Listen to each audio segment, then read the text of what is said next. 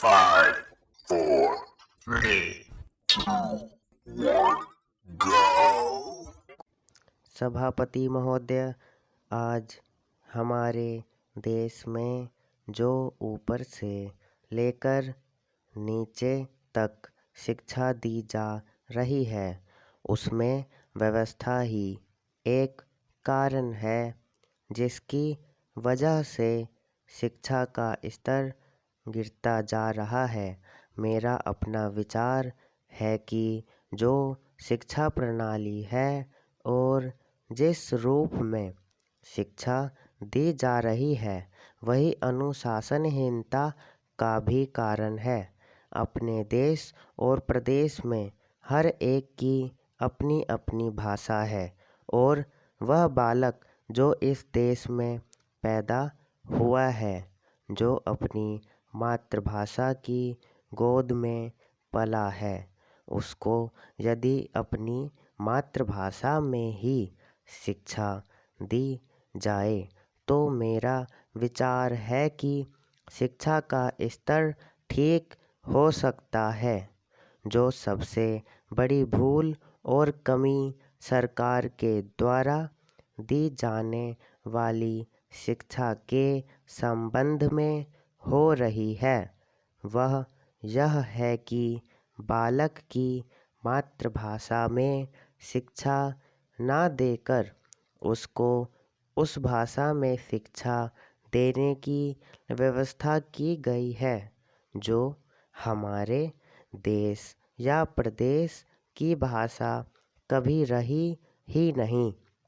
मेरा अभिप्राय विदेशी भाषा अंग्रेजी से है।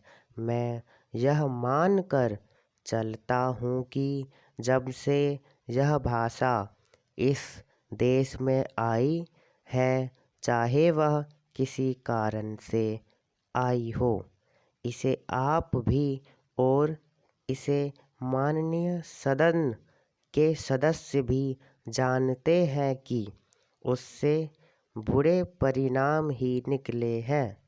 कोई भलाई नहीं हुई है। इस देश को जो हानि हुई है वह किसी से छिपी नहीं है। हम देख रहे हैं कि हमारे यहाँ जितना फैशन बढ़ रहा है और जितनी वेशभूषा बिगड़ रही है, वह सब अंग्रेजी भाषा के ही कारण है। जिस समय यहाँ पर अंग्रेज़ों का राज्य था, प्रायः यह देखने को मिलता था कि वे लोग जो विशेष करके किसी न किसी तरह से सरकारी पक्ष के ही होते थे, अंग्रेज़ों से मिलने के लिए जाते समय अंग्रेजी वेशभूषा का ही प्रयोग करते थे। परंतु यह इस प्रदेश और इस देश का दुर्भाग्य है कि अंग्रेज़ों का राज्य समाप्त हो जाने के बाद भी लोग उनकी वेशभूषा को पहनते चले जा रहे हैं।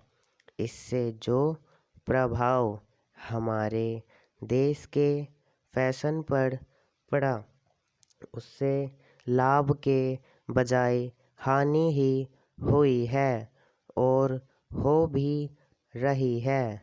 मेरा ऐसा विचार है कि अंग्रेजी वेशभूषा से इस देश को बहुत हानि हुई है।